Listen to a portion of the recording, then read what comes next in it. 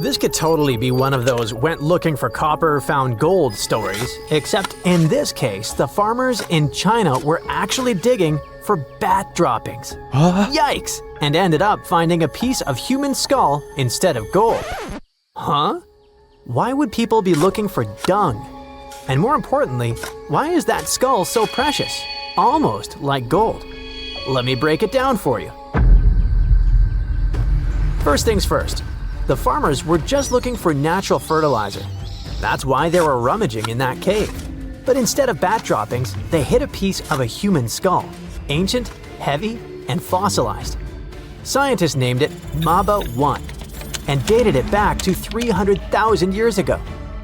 Back then, many different types of ancient humans were roaming the earth, so no one could figure out who this skull belonged to. For decades, experts were guessing. Could it be Neanderthal or Homo erectus? Or maybe a totally new species? The skull was just a fragment, no jaw, no body, making it a real puzzle. But now, thanks to high-tech micro-CT scans, researchers have finally looked inside without damaging the fossil. What they found changes everything. Rare, tube-like structures in the skull that almost no Neanderthals had. Could this be evidence of a mysterious ancient human we never knew existed? The shape of the inside of the skull looked more like Homo erectus, a much older human species, but it didn't fully match with this one either. The skull's size and shape were more like modern humans and Neanderthals, and it had features that Homo erectus usually didn't have. For example, a shorter forehead area and a thicker bregma. That's the spot where two skull bones meet. Maba 1 also had a strange dent on the forehead, like a bruise frozen in time. This injury likely happened while the person was alive. Maybe they fell or had some condition like anemia, or even a tumor. But the person didn't get an infection from it, so it's possible they healed and lived for a while after whatever happened to them. So Maba 1 doesn't match any species we know perfectly, but it has common traits and a very similar story to other mysterious fossils from all over Africa. For example, back in 1976, one famous paleontologist and her team found another human-like skull in Tanzania. The skull the scientists found had features that resemble those of Homo sapiens, or modern humans, even though it was incredibly old. Scientists believe it could be one of the earliest examples of our species ever discovered, a real treasure. That means this skull might help answer one of the biggest questions in science. When exactly Homo sapiens first appeared? The layer of Earth where the skull was found dates back to the late Pleistocene period. That's way before most textbooks used to say modern humans existed. Since its discovery, scientists have analyzed the LH-18 skull in every detail and compared it to other ancient fossils to figure out where it fits on the human family tree. They found no exact match for it, but they noticed it was related to other archaic Homo sapiens crania from Africa. On the other side of the African continent, in the rocky hills of Morocco, miners digging for barite found bones from some ancient humans and later some stone tools and even animal remains. At first, researchers thought these bones were from Neanderthals and only about 40,000 years old. But as they dug deeper, literally, into research, they saw the fossils were actually Homo sapiens and much older, maybe around 160,000 years old. But something didn't add up as the bones looked more primitive than other known Homo sapiens fossils. Thanks to new discoveries and better dating methods from the 21st century, scientists figured out that this Moroccan site might be even more important and older than anyone could imagine. The bones had old and new traits. The face, jaw, and teeth looked a lot more like modern humans, but the shape of the skull was longer and less rounded, kind of like older human species. So, this fossil could show what early Homo sapiens brains looked like before they evolved into the brains we have today. This group of people could represent the earliest stage of our species. They were almost like us, just not quite there yet. Some scientists don't agree and think that these fossils might not be true Homo sapiens, but rather close relatives, probably Homo antecessor. That species could be a shared ancestor of both Neanderthals and humans. One thing is clear: early Homo sapiens didn't just come from one place, but from all over Africa. And some of them, now it's even trickier to say who exactly created the tools and cultural objects during the Middle Stone Age. And then there is another mysterious unidentified find: the skull from Zambia's Broken Hill ore mine. Miners found it, and some other bones, also by accident. Scientists nicknamed it Rhodesian Man.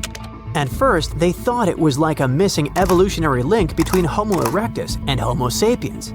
Now, thanks to new research tools, they found it's almost 299,000 years old, and its owner probably lived alongside the primitive species Homo naledi in southern Africa. All this fits in well with new research that says some parts of our DNA are way older than expected, even older than the time when our human ancestors split into different populations. For a while, some experts thought the best explanation was that early humans in Africa interbred with a mystery species, like how humans mixed with Neanderthals and Denisovans in Europe and Asia. But we've never found fossils or DNA from this supposed ghost species. So instead of saying that unseen species passed us these ancient genes, scientists used advanced models to study how human DNA changes over time. And it's possible that the earliest Homo sapiens populations in Africa weren't one big happy family after all. Between 1 million and 100,000 years ago, Earth went through intense glacial cycles, freezing periods followed by warmer ones. These shifts forced human groups to spread out when land was good, and then pushed them back together when conditions got rough. Advanced analysis of the genomes of living people from all over the world, Africa, Asia, Europe, and the Americas, showed that two separate human population groups reunited about 300,000 years ago. One of them, which had gone through a rough time and nearly vanished at one point, made up around 80% of the genes in modern humans. The other group added the remaining 20%, and that 20% may have made a huge difference, especially in areas like brain function and how our neurons work. Unlike Neanderthals, whose DNA make up only about 1 to 4% of the genome of non-Africans today, this ancient mixing event added 10 times that amount, and it's in everyone. Scientists still need to figure out who these mystery ancestors were. From fossil evidence, it looks like Homo erectus and Homo heidelbergensis, who lived in Africa and beyond during that time, might match these ancient populations. But researchers will need more clues, both genetic and fossilized, to be sure. Some of them think that the features of one group may come from an even older ancestor species, like Homo antecessor, whose fossils were found in Spain. Maybe the answer is hiding in the Khoisan people in southern Africa, who have more genetic diversity than all other humans combined. That's because they've had a long and isolated history, and their ancestors go way back to those ancient branches of early Homo sapiens. About 15% of their DNA comes from Europeans, and they also carry East African ancestry from about 2,000 years ago. Now, scientists think that descendants of both West and East Africans eventually left Africa and populated the rest of the world. Looks like these people were the product of multiple branches of Homo sapiens coming back together. It's clear from this research that we aren't a species with one clean origin.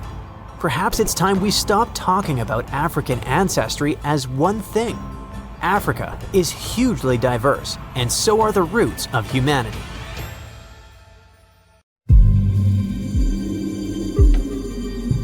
What if a mysterious object carved into ancient stone wasn't just symbolic, but something we still don't fully understand today? Across multiple ancient civilizations, separated by thousands of kilometers and thousands of years, archaeologists keep finding the same strange object. It looks like a small bag with a handle. And the most surprising part is how consistent the design is, no matter where it appears. The most well-known examples come from ancient Mesopotamia, especially from the Sumerian and later Assyrian civilizations, dating back over 3,000 years. In detailed stone reliefs, human-like figures and winged beings are shown holding a small bucket-shaped object with a clearly defined handle. These figures are often identified as apkallu, mythological beings associated with wisdom and ritual practices. In many cases, they are shown next to sacred trees, performing what appear to be ceremonial actions. The object itself is almost always depicted the same way. It has a rigid structure, a flat base, and a curved handle that fits perfectly in one hand. This level of consistency is unusual for symbolic art, where shapes often vary depending on the artist or time period. Here, the proportions remain nearly identical across different carvings, suggesting that the object had a specific and recognizable form. In many scenes, the bag appears together with another object that looks like a pine cone. Researchers believe this combination may represent a ritual practice, possibly involving sprinkling water or oils. Based on ancient texts, the most widely accepted explanation is that these objects were ceremonial containers, sometimes described as ritual buckets used in purification ceremonies. But this explanation starts to break down when similar shapes appear outside Mesopotamia. At Göbekli Tepe, one of the oldest known archaeological sites in the world, dating back over 11,000 years, carvings include symbols that closely resemble the same bag-like form. This is thousands of years older than Sumerian civilization. Even more surprising, similar shapes have been identified in Mesoamerican cultures, including early Olmec carvings. These civilizations developed independently, with no confirmed contact between them. Yet the object looks strikingly similar. That raises a difficult question. Why would completely separate cultures depict nearly identical objects? One explanation is symbolic convergence, where different civilizations independently create similar symbols to represent the same idea. A container holding something important or sacred is a concept that could emerge in multiple places. But the precision of the design makes this harder to fully accept. The object does not just look symbolic, it looks functional. The handle is proportioned in a way that suggests it was meant to be carried. The base appears stable, as if it could be placed on a surface. The overall design resembles a real object more than an abstract symbol.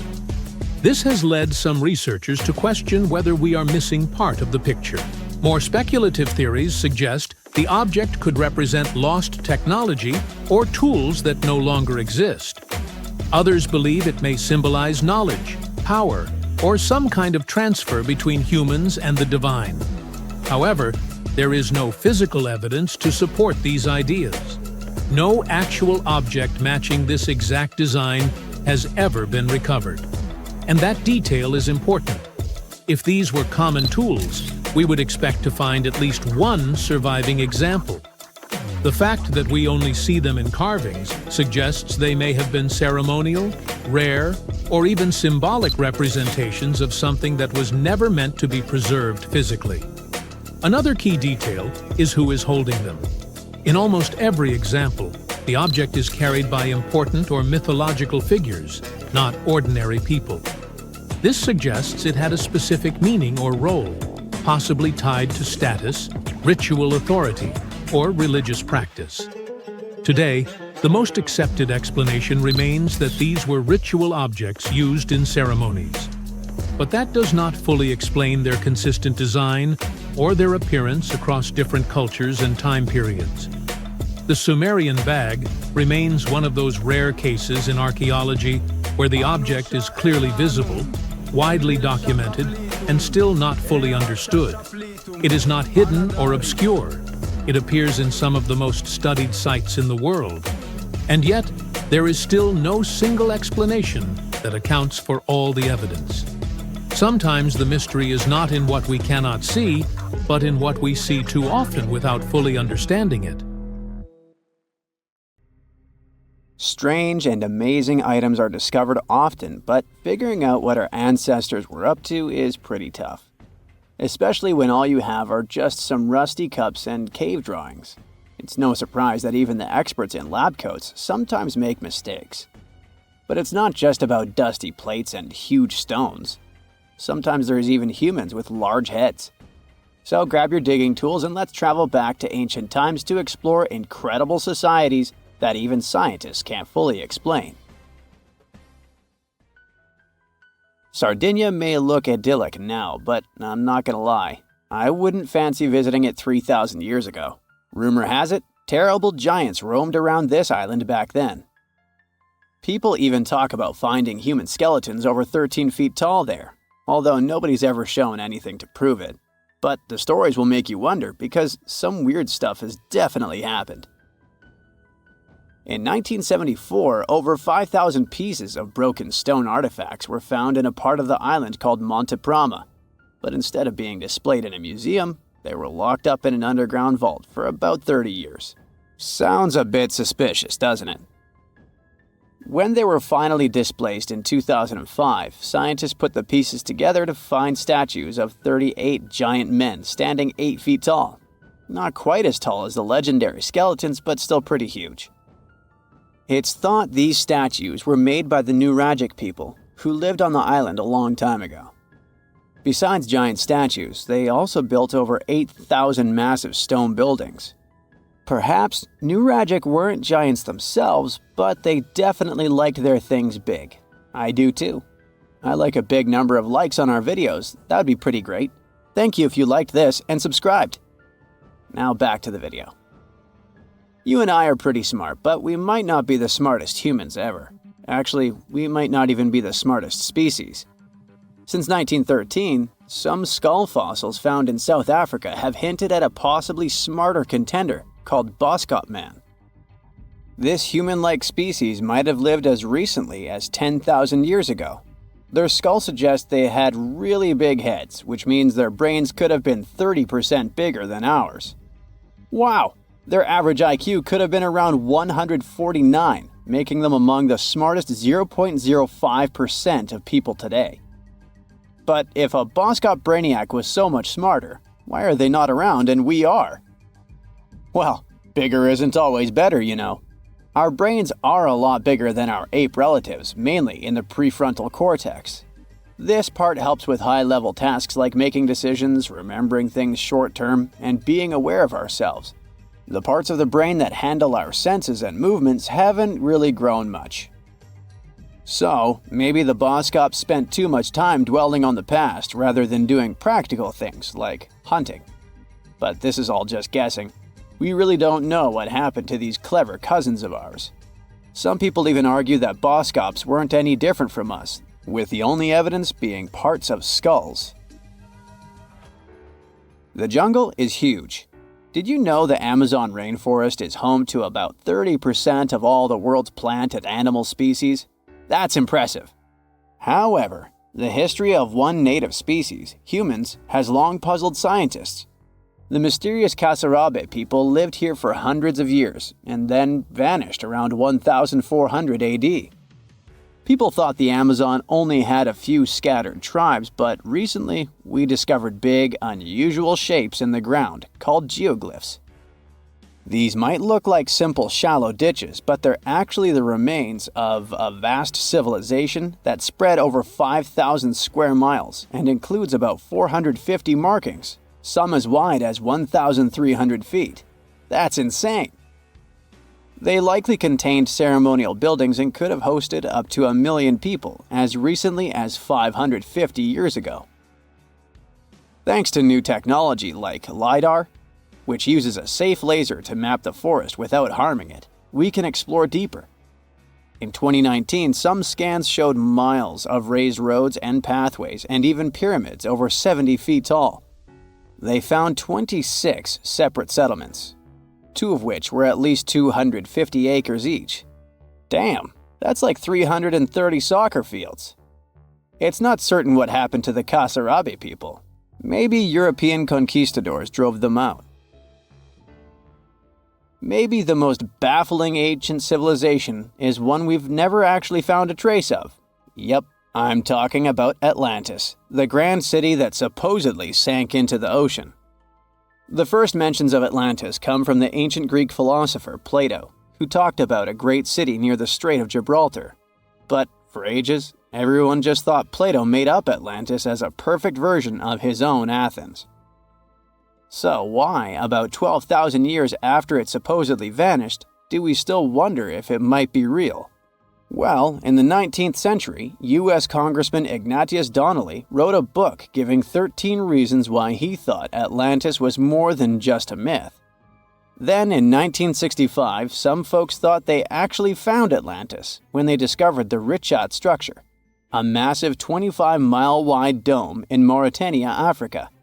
It's so big that you can see the whole thing from space. 2 astronauts flying over the Sahara Desert spotted this giant eye staring back at them and thought they'd made the discovery of a lifetime. Unfortunately, there's no solid evidence linking this structure to Atlantis. It's believed to have formed from volcanic activity about 100 million years ago. But it does look suspicious, doesn't it? Still, we're no closer to knowing the truth. Imagine going back to about 3,300 BCE and finding yourself in South Asia. Welcome to the Harappan civilization. These people were way ahead of their time. They had cities like Harappa and Mohenjo-Daro, complete with baked brick houses, sophisticated drainage systems, and even public baths. This place might have had over 5 million people, making it one of the densest regions at the time. They also invented a system of standardized weights that was incredibly useful for traders. And trading they did. These people had connections stretching all the way to the Middle East, thanks to their great skills in metallurgy. They even had a form of ancient branding. The seals were used to stamp clay on tray goods. Despite being so advanced with a thriving urban life, there's a whole bunch of mystery shrouding their language and script. We've got bits and pieces of their writing, but no one's deciphered them yet, even with all the technology we have today. We also still don't know how exactly their society worked.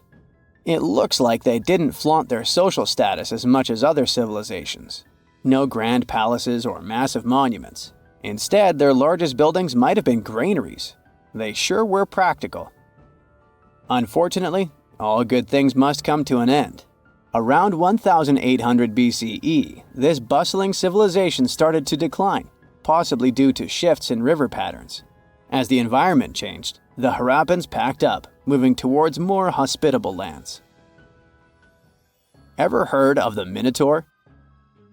The beast with a bull's head and a man's body, hunting the bravest travelers in a massive maze. Well, this wasn't just any old tale. It was one of the most popular dramas of the ancient world. And it was inspired by this place, the island of Crete.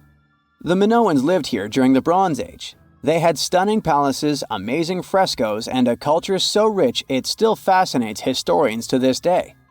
They built places like Knossos, which was so complex with its multi-story buildings and elaborate hallways that it might have inspired the whole labyrinth myth. Their engineering was so ahead of its time that even their drainage systems were more advanced than what many of us have today. Let me know in the comments which of these stories you find the most fascinating, and thanks for watching. 40,000 years ago, someone scratched a few tiny lines and dots onto a piece of bone, and that little mark might be the oldest hard drive humanity ever created. Scientists now believe those Ice Age people weren't just doodling, but recording real information. Structured, organized, repeatable data. And this discovery completely shifts the timeline of human intelligence. For decades, archaeologists kept finding strange symbols carved into Stone Age tools and sculptures. Those were simple shapes like crosses, dots, short lines, and tiny notches cut into bone or ivory. Explorers kept finding them in caves across Europe, including Germany, France, and Spain. They showed up on carved animal figurines, tools, and ornaments. Archaeologists dated them to be about 34,000 to 45,000 years old.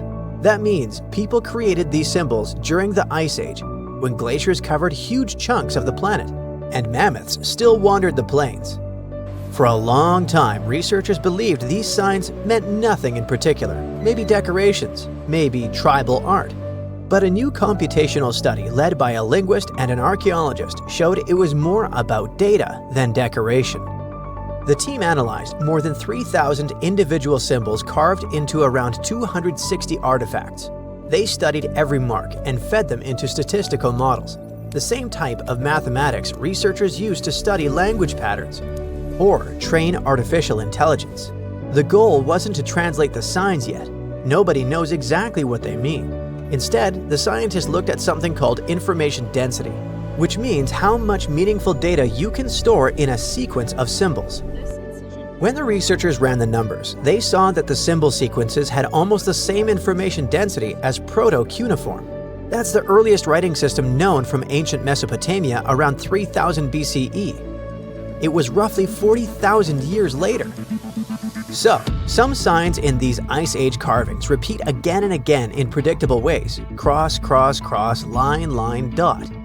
That repetition resembles early data encoding, where patterns repeat because they store structured information. The researchers also analyzed the entropy of the coded messages. Entropy measures how unpredictable a sequence is. High entropy means lots of possible combinations, like a complex password.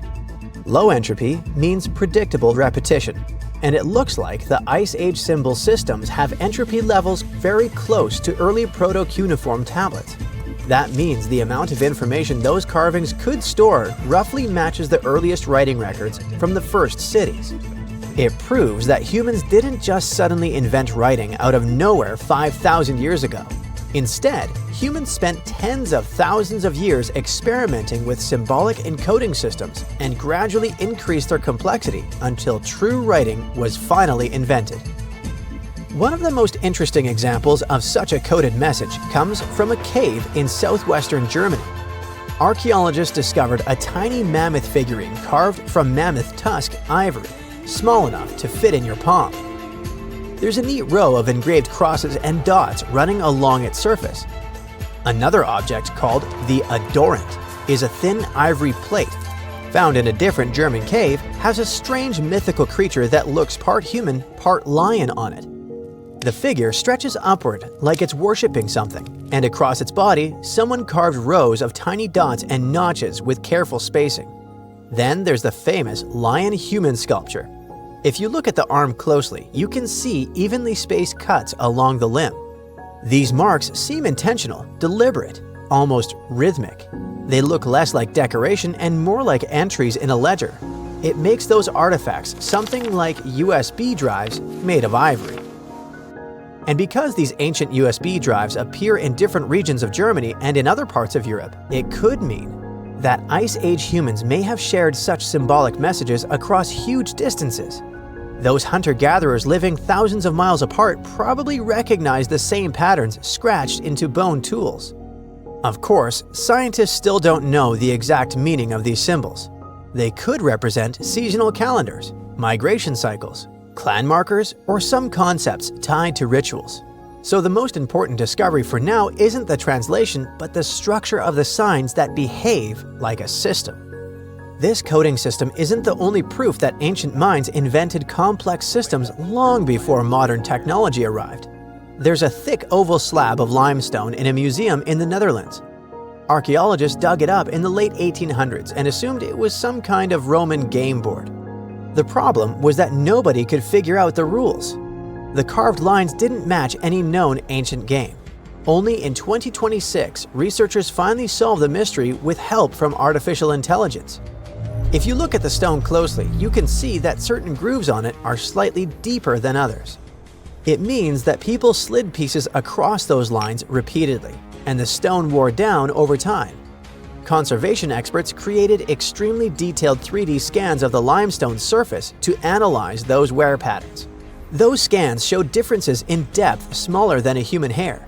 Every tiny groove became a clue about how players once moved their pieces.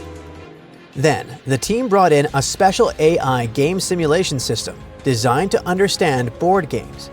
They fed the system rules from about 100 historical games and asked it to test possibilities onto a digital copy of the Roman board. The AI played thousands of simulated matches against itself and tried different rule combinations each time. For every rule set, it tracked where the pieces moved and compared those paths to the wear patterns on the real stone. It repeated this process around 1,000 times per rule set until finally certain patterns started lining up perfectly. The system narrowed all the possibilities to a small group of related blocking games. In this type of strategy game, two players move pieces along fixed paths, trying to trap the opponent's pieces in corners or dead ends. If you've ever played tic-tac-toe or checkers, you already understand the basic idea. To control space, predict the opponent's next move, and close the trap. The simulations showed that the Romans most likely played this game with small tokens made of glass, bone, or pottery sliding along those carved grooves. And that discovery matters more than you might think. Historians used to believe blocking games appeared in early medieval Europe, centuries after the Roman Empire collapsed. But this limestone board showed them that such games existed nearly 1,000 years earlier. So, Roman players had strategy games that helped them develop forward planning, recognizing patterns, and thinking of different combinations and possibilities. Now let's travel even further back in time, long before Roman cities and writing of any kind. Our destination, Olduvai Gorge in northern Tanzania, one of the oldest important archaeological sites on Earth. In 2025, researchers studying the area found something unexpected in ancient sediments. It was a set of tools made from the limb bones of elephants and hippos. And these tools date back about 1.5 million years. Scientists found 27 bone tools, some nearly 15 inches long, shaped into sharp blades. Early humans most likely used them on animal carcasses or to process tough materials. At first glance, they seem simple, but it actually looks like the toolmakers shaped these bones using knapping, the same process used to chip stone tools. Knapping means striking a material carefully so that small flakes break away, gradually forming a sharp edge. Bone behaves very differently from stone. It contains collagen, which makes it slightly flexible and elastic. Hit the bone too hard and it shatters unpredictably. Hit it too softly and nothing happens. That means whoever made these tools understood how the material worked. They adapted their technique to shape bone without destroying it. Archaeologists believe Homo erectus, an early human species with body proportions similar to ours, created these implements. It also looks like the toolmakers preferred thick limb bones, which are the strongest parts of animal skeleton. To make that choice, you need to understand anatomy and material strength. Engineers today still use that same logic when choosing materials for machines. When we put all these discoveries together, we see that our ancestors designed systems, invented technologies, stored information, and played complex games long before modern civilization appeared. So we didn't just suddenly become intelligent. We've been building knowledge for tens of thousands of years. Have you heard of Göbekli Tepe? It's an ancient site in Turkey that literally made historians rewrite history books. Over 11,000 years ago, a group of prehistoric humans crafted an enigmatic masterpiece that's even older than Stonehenge.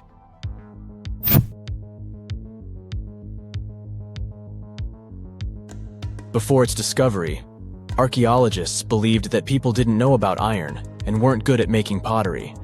They were sure that settled life only emerged with the need for agriculture. But Göbekli Tepe changed this belief.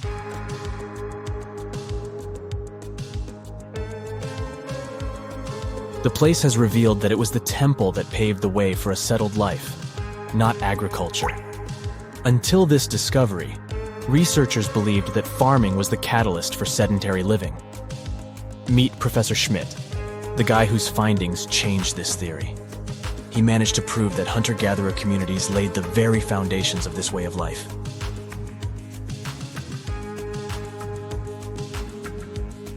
Back in the 1960s, other archaeologists visited the area, but they totally missed the mark.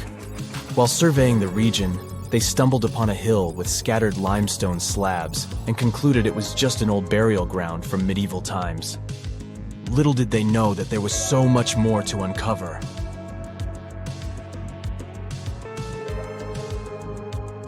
In 1994, Schmidt embarked on his own survey of prehistoric sites in the area.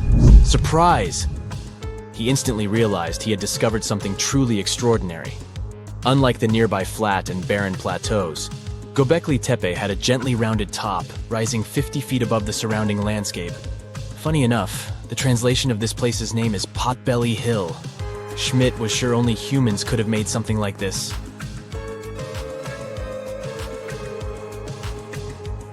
Those broken limestone pieces that were mistaken for gravestones turned out to be way more exciting. It was like stumbling upon a hidden treasure. The pieces took on a whole new meaning, and Schmidt with his team was about to dive into the secrets waiting beneath the surface. To their surprise, they found no traces of a settlement. No hearths for cooking, no houses, and none of those adorable clay figurines commonly found in nearby sites of similar age. However, they uncovered that those ancient people used tools like stone hammers. So, Schmidt and his team put their heads together and took a wild guess at the age of Göbekli Tepe's stone structures. Their estimation got backed up by some limited carbon dating done right at the site. The ancient vibes of this place were finally starting to make sense. It was like a puzzle slowly coming together.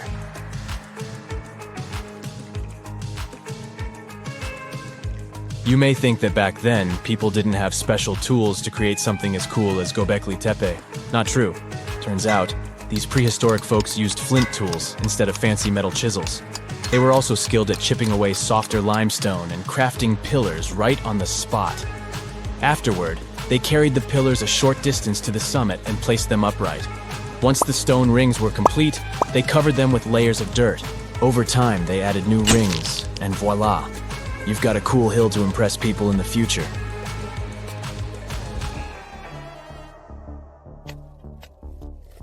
During their first year of excavation, the team went through 15,000 pieces of animal bones from wild creatures.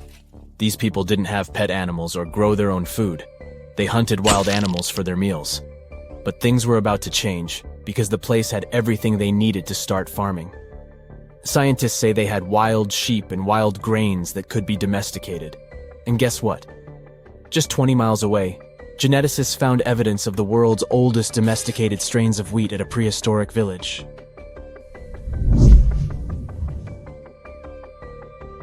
These amazing findings have completely changed how we view civilization. In the past, experts believed that people needed to learn how to farm and settle in one place before they could build temples and develop complex societies. But guess what? Schmidt's research flips that idea on its head. He claims that the incredible effort put into constructing these astonishing structures actually set the stage for the development of advanced societies. It means that societal and cultural changes happened before agriculture. Schmidt has this fascinating hypothesis about Göbekli Tepe. He thinks it could have been a special burial site where people left their loved ones. And here's the twist. The burial site was adorned with fancy statues and symbols representing deities from the spiritual realm.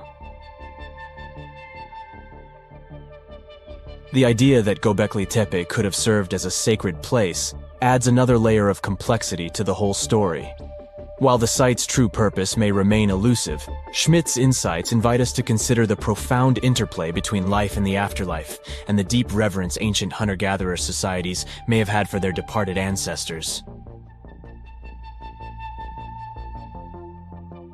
Now let's talk about the stars of the show, the mesmerizing T-shaped columns that dominate Göbekli Tepe.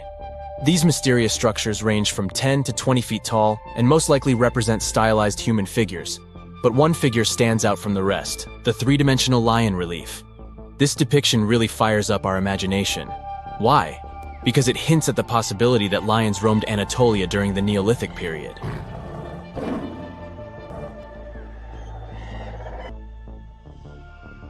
These standing stones are arranged in circles and placed in rectangular pits. Each circle has a similar setup. Two big T-shaped pillars in the center, surrounded by slightly smaller ones facing inward. Talk about a stylish arrangement.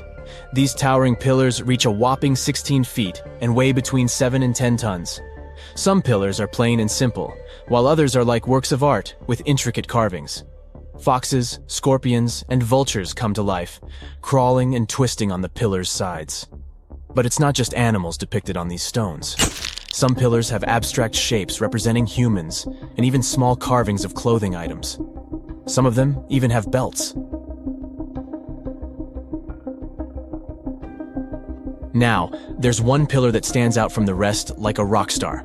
This super old stone pillar suggests that a comet crashed into Earth.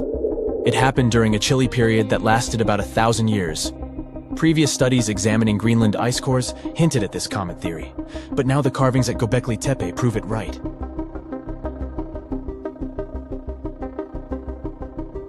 The carvings on the pillars are like a historical comic strip. They even show a headless human figure.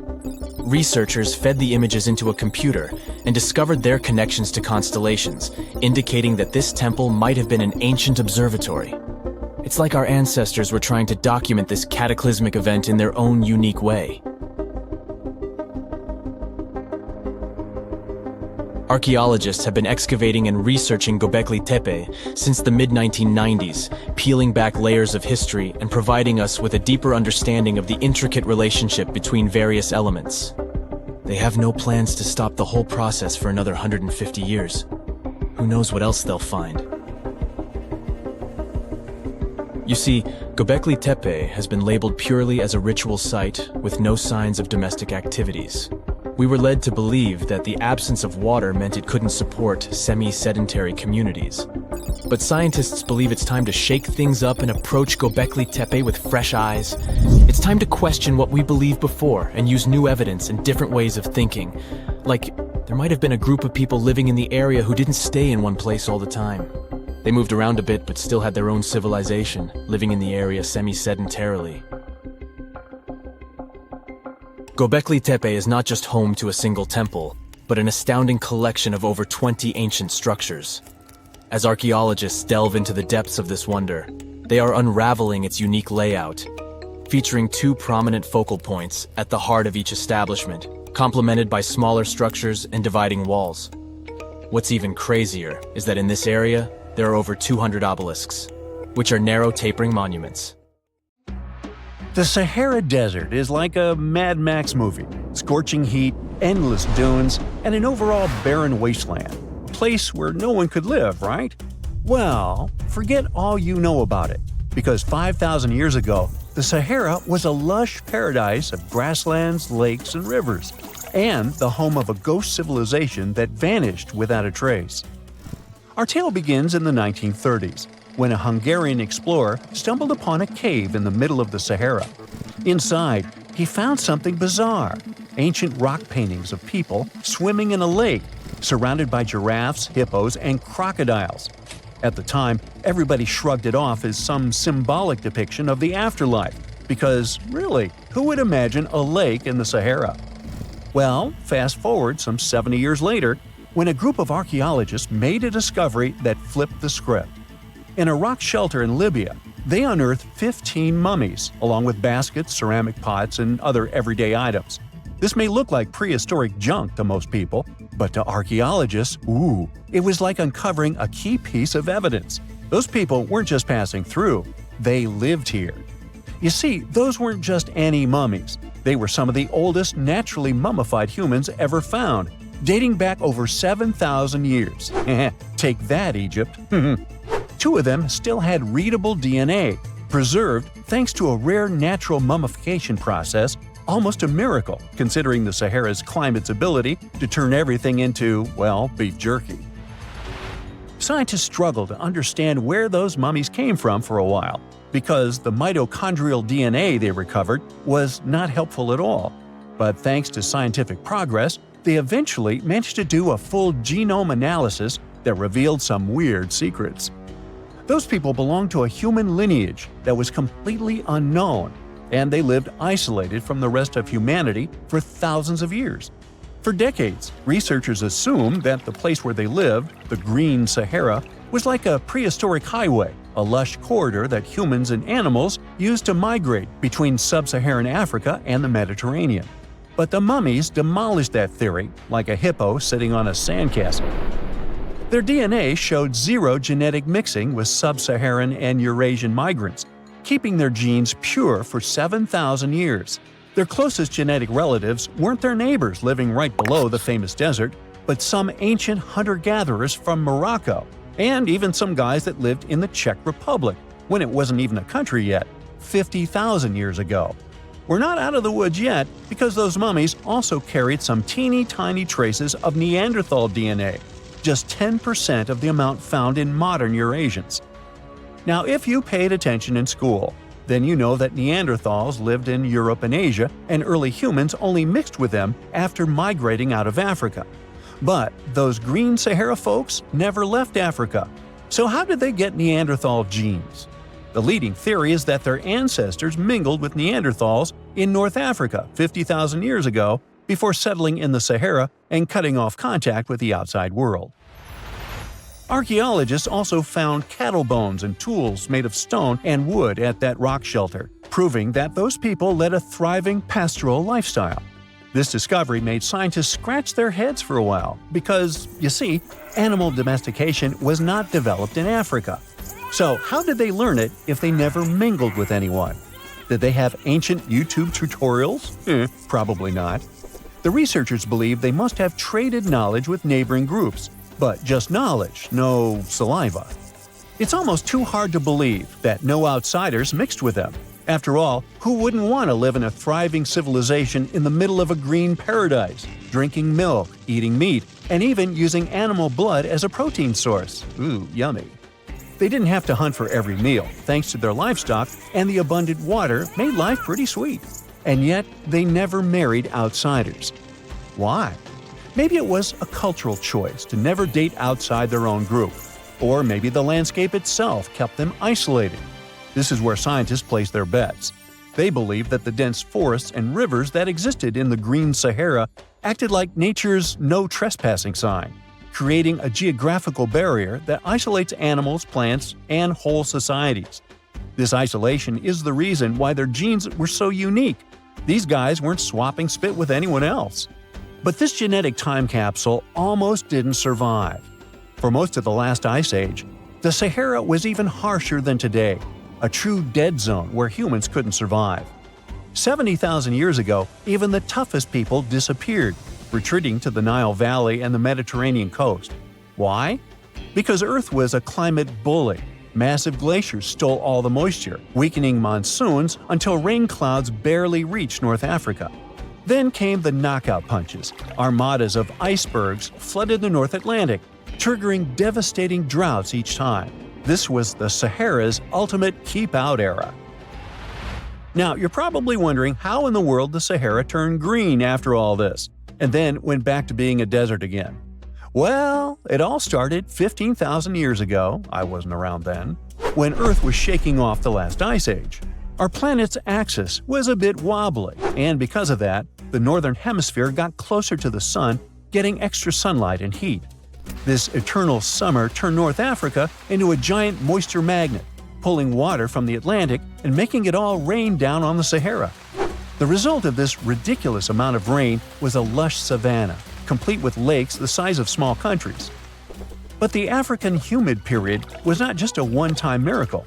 The truth is, this eternal on and off switch between green and desert happened to the Sahara more than 230 times since the desert was born. During one of these events, the Sahara even expanded, getting bigger than it is today. So when the Green Sahara showed up, you can bet it brought the ultimate ecosystem glow-up. This wasn't just a light dusting of grass. We're talking full makeover.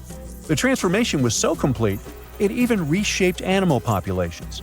Cheetahs suddenly struggled with the new prey dynamics, while rodents like the multi-mammate mouse thrive in the suddenly abundant grasslands. But don't pack your prehistoric swim trunks just yet. This paradise had teeth. The Sahara was an ecological maze of crocodile-infested rivers, malaria-carrying mosquitoes, and big cats lurking in the tall grass. Crossing it would have been like playing a real-life game of Hungry Hungry Hippos. This is probably why more groups didn't settle permanently. The Sahara's climate cycled between wet and dry every 20,000 years, hardly a stable zip code. For most ancient people, it was smarter to treat the Green Sahara like an all-you-can-eat buffet, grab resources and leave before the desert returned. Still, this Green Sahara period lasted for 10,000 years, giving our mystery shepherds plenty of time to thrive. But around 5,000 years ago, Earth's axis shifted again, the rains moved away, and the Sahara dried up faster than a puddle in July. As the desert returned, the shepherds from the Green Sahara had no choice but to pack up their livestock and leave. Some researchers believe they migrated toward the Nile, laying the groundwork for ancient Egypt, so I guess their legacy lives on. Besides, their pure lineage may be extinct by now, but some faint genes of the mummies can still be found in the people that live in North Africa today. But the introvert mummies were not the only ones using the Green Sahara as an Airbnb. They actually had neighbors just around the corner, in a lakeside village in Niger to be exact. Those people thrived for 5,000 years and left behind the oldest Sahara Desert cemetery, including a man buried in a turtle shell, a grinning Halloween man with filed teeth, and a heartbreaking family embrace frozen in time, victims of the very waters that sustained them. Eventually, those people disappeared too, just like it happened to our antisocial friends. This proves that this desert outsmarts everyone, with a landscape that gives paradise with one hand and takes it away with the other. Now, history isn't just carved in stone, but these drawings on 11,000-year-old rocks might be warning us about a freaky future. Both the Mayans and the people at Göbekli Tepe made big predictions about humanity's future. What's eerie is that despite being hundreds of miles and years apart, they used similar symbols. Now, let's get one thing straight. Ancient civilizations often depicted their deities as humanoids. You'll find humanoid representations of celestial beings in ancient Egypt, but also in pre-Columbian societies from the Americas. For example, Aztecs had an important deity they called Quetzalcoatl. He was related to the wind, Venus, and the sun. In some ancient Aztec art, he's depicted carrying a tiny handbag. The shocker is that a very similar winged figure was represented by the Assyrians. Now, it's already odd that they chose similar forms to represent their gods, even though these civilizations didn't have any contact with each other. But to draw an almost identical handbag, that seems like a bit of a stretch. Of course, now, when we say handbags, we mean carvings depicting things that look like modern handbags. Not quite Coach or Prada, but you get the idea. Some theories suggest this mysterious handbag could be related to time travel. We've seen that Göbekli Tepe tells of a great flood that destroyed an ancient civilization. But during that civilization's time, they raised cattle and grew food. They knew how to handle seeds and grow crops. According to one theory, this stylish accessory could have been used for carrying seeds. Since Göbekli Tepe is believed to be near where Noah's Ark might have been found, the people of the area could have gathered seeds to plant in the New World after the Great Flood. Strange? Definitely. But so is everything we've been talking about, so let's roll with it. Another theory on the meaning of the handbag has a much more straightforward approach. In multiple ancient cultures, the circle was used to represent spirituality and non-materiality, but the square was often associated with concepts of the earth and materiality. So, what we modern humans understand as a handbag might be an image that symbolizes the reunification of the earth and sky, of the material and non-material elements of existence. Not a bad theory, I would say. But then, who am I?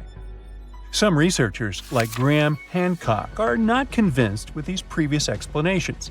For him, Göbekli Tepe is all about little gray people and their contacts with ancient earthling civilizations.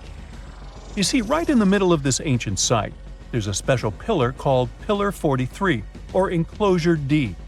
At first glance, it looks like an astronomical calendar. You see the scorpion? That's the Scorpion constellation. And that ball in the center? It's all about the sun's alignment. We know ancient societies like the Maya or Incas were stellar astronomers. So what's the big deal here? Turns out, the folks at Göbekli Tepe were talking about a massive natural disaster that wiped out all forms of life before their time. When astronomers recreated the angles and positions from Pillar 43, it showed an astrological setup from over 13,000 years ago. The stone also depicted a tragic event, a mix of a flood and a meteor shower. The headless man? That's humanity's tragic end. And the snake from the ground? Giant waves washing over the earth. And it's not just one stone telling the tale.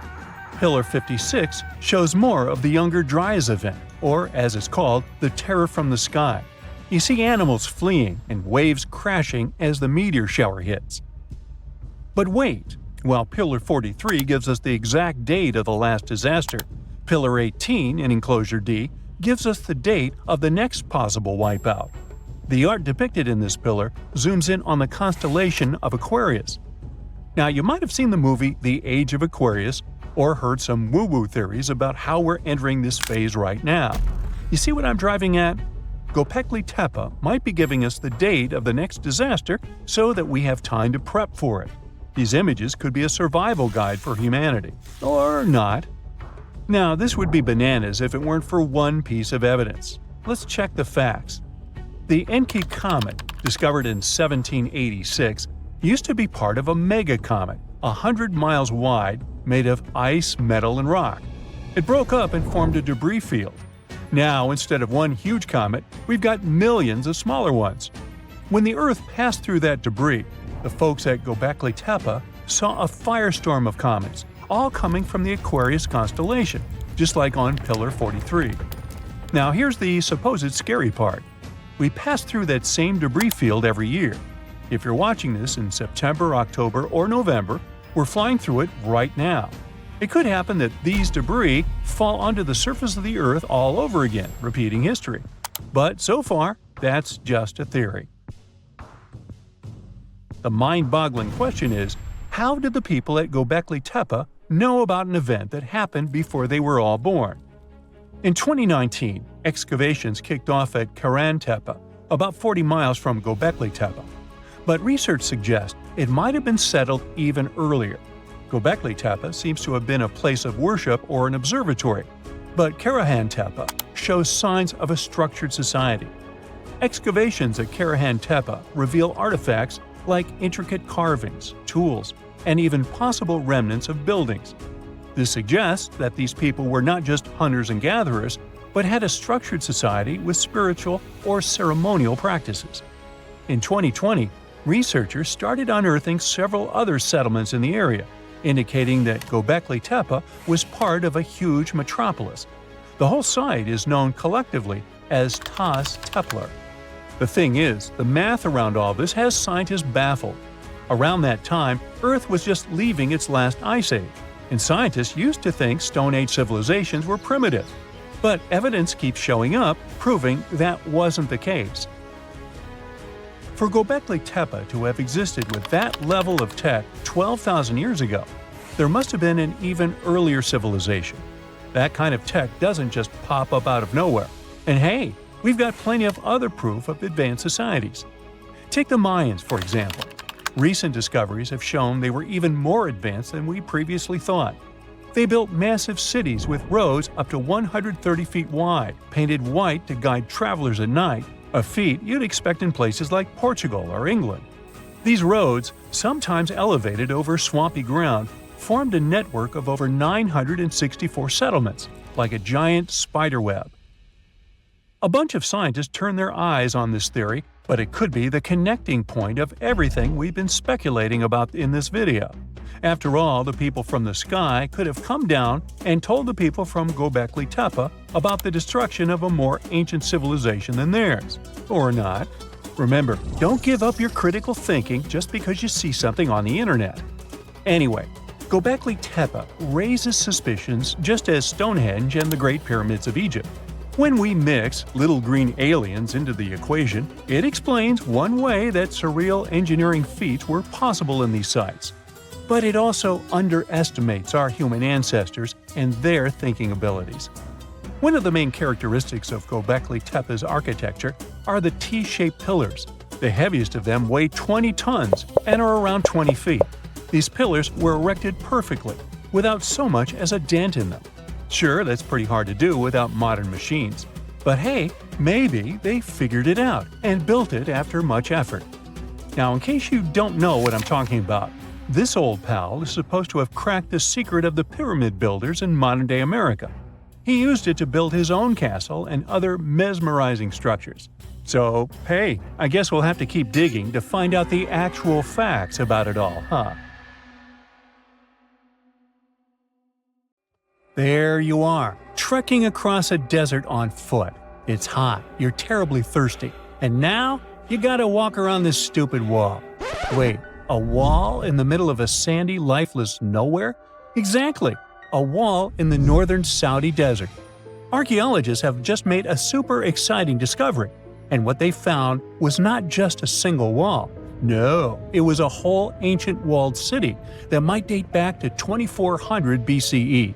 They think this place was home to around 500 people and could have been used for 1,000 years. This discovery is groundbreaking. It means that the area could have been way more advanced than anyone expected. The city was well organized, with different zones for living, towers and strong walls for protection, and different sections for all kinds of daily life. This ancient city, now called Al-Natab, was basically an oasis town, and it's great since it can give us a peek into what life might have been like in this desert thousands of years ago. Apparently, they had clearly separated areas, like residential sections, a cemetery, farmland, and even a town center. This oasis city, found in the Khaybar area, is the first big organized settlement from the 2nd or 3rd millennium BCE that researchers have uncovered in northwestern Arabia. The first surveys show that this town, which covered about 6 acres, had several districts, including the residential area, the cemetery, and the legal one, with courts. The houses were set up in neat rows, all connected by small roads. Those streets kept the residential area separate from the rest of the town. Back then, most people in this region were nomadic herders, always moving around. But archaeologists have been sure that during the Bronze Age, Northwest Arabia had small walled towns and oasis centers scattered across it. These connected oasis towns were unique, offering secure places for people to live, store goods, and trade. They started showing the beginnings of urban planning, which hints that people of that time were already starting to settle down and organize communities more seriously. The research team estimated that there were about 50 homes in Al-Natab, but that number could go up to 70 as they keep digging. They think that a few hundred people lived there, and probably one of the coolest things is that some houses went up to 3 stories tall. Built on a slope near a couple of major trade routes, this city was set up in a prime spot. Now, one of the most impressive things about this place is its water supply. The oasis had springs and aquifers, which are underground water sources, and such conditions were perfect for farming. Those water sources meant residents could grow their own food, making the town self-sufficient. The outer walls probably helped control who could enter the town and get access to its resources. This settled way of life was an impressive shift from nomadic living to a more agro-pastoral lifestyle, which means a mix of farming and herding animals. Another find that supports this theory is a bunch of tools like grinding stones, mortars, and pestles discovered inside the town. People there must have ground grains and prepared food. They had a diet of cereals, meat, and milk from animals they raised themselves. These astonishing findings show that the inhabitants of the town could easily feed themselves and were surprisingly advanced for that time. Thanks to better access to Saudi Arabia in the past couple of decades, archaeologists now have a much clearer picture of what life there was like thousands of years ago. The most exciting thing is that Al-Natab might have been part of a whole network of similar fortified oasis towns spread across the region, and all of these connected sites could show us how trade routes and small settlements worked together at that time in that arid area. Now, at the same time, this recent discovery isn't the only one that has the scientific world buzzing with excitement. How about we visit Egypt and see for ourselves? After all, archaeologists have just found a stash of ancient Egyptian and Greek treasure underwater. They were exploring the lost city of Thonis Heraklion off the coast of Egypt, which sank more than 1,000 years ago. This city was legendary, and nobody even knew where it was until it was rediscovered in 2000. Now they're uncovering more and more, and on this dive, they found a pile of gold and silver treasures. Those were probably used in rituals to bless Egyptian pharaohs when they took the throne. The researchers even found an ancient Greek temple dedicated to Aphrodite and some super old Greek weapons. Frank Gaudio, the lead archaeologist, said it was astonishing that those delicate objects had survived the disaster that brought the city down. Back in its prime, Thonis Heraklion was one of the biggest port cities in the Mediterranean. It was a huge center of social life and was the main entry point for ships from Greece coming into Egypt. But tragically, due to rising waters, earthquakes, and a catastrophic tidal wave, the soil underneath the city literally turned into mush, and then the entire city sank into the Mediterranean. It was forgotten until Gaudio's team found it in 2000. Since then, they've been uncovering new parts of the city and piecing together its history little by little. If a lost underwater city doesn't seem impressive enough, we can travel to the Amazon. The discovery made there is truly mind-boggling. For centuries, people have talked about lost cities deep in the Amazon, like El Dorado, that mythical city of gold that lured Spanish explorers into the jungle. A lot of them never came back. Then, in the 1900s, a British explorer named Percy Fawcett went searching for what he called the lost city of Z, and he too disappeared. But now, finally, scientists have actually found proof that those lost cities in the Amazon were real all along. A team of scientists use a tech called LiDAR, which basically allows you to see through thick jungle from above by bouncing light beams off the ground. They flew over the jungle in Bolivia in a helicopter about 650 feet up and mapped out those hidden ancient cities. What they found were ruins of a huge urban settlement built by the Kasarabi people who lived there from 500 to 1400 CE. And it wasn't just a couple of buildings here and there.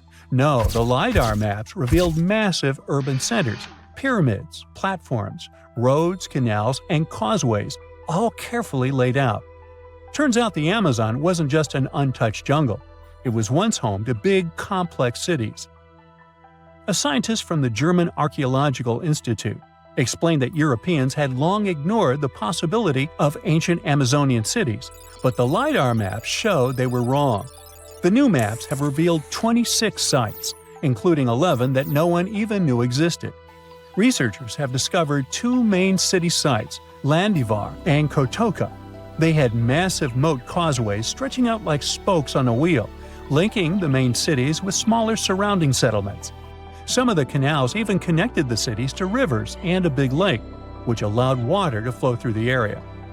Over the years, scientists found scattered ruins all over this region, but the thick jungle made it nearly impossible to connect the dots and see if or how they were related.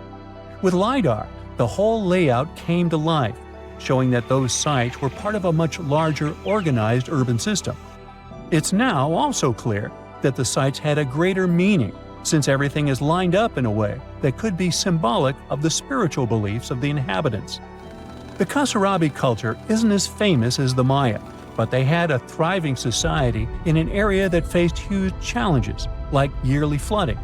And although the nearby Andes had their own monumental sites, the Kasarabi were doing something absolutely unique.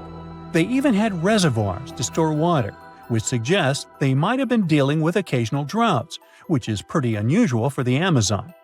Actually, those terrible droughts could be why the Kasarabi eventually left their cities around 1400 CE. Now, have you ever seen cricket balls that are 3 billion years old? Klerksdorp spheres were found in deposits of the mineral pyrophyllite in South Africa and rocked the science world. They do look like tiny ancient cricket balls with seams-like lines around the middle. Back in the 1980s, some folks claimed these spheres had been made by an advanced pre-flood civilization we know nothing about. One museum curator shared stories about how they rotated on their own in a display case. There was also a TV show that invited a psychic who declared the spheres were pieces of an ancient spaceship.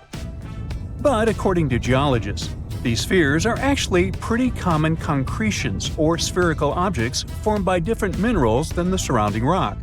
The seam-like lines are just imprints from the host rock's layers building up over time. The Klerksdorp spheres come in different shapes, from noticeably flattened spheres to distinct discs. As for that episode when one of these spheres spun on its own, the curator of the Klerksdorp Museum cleared that up too.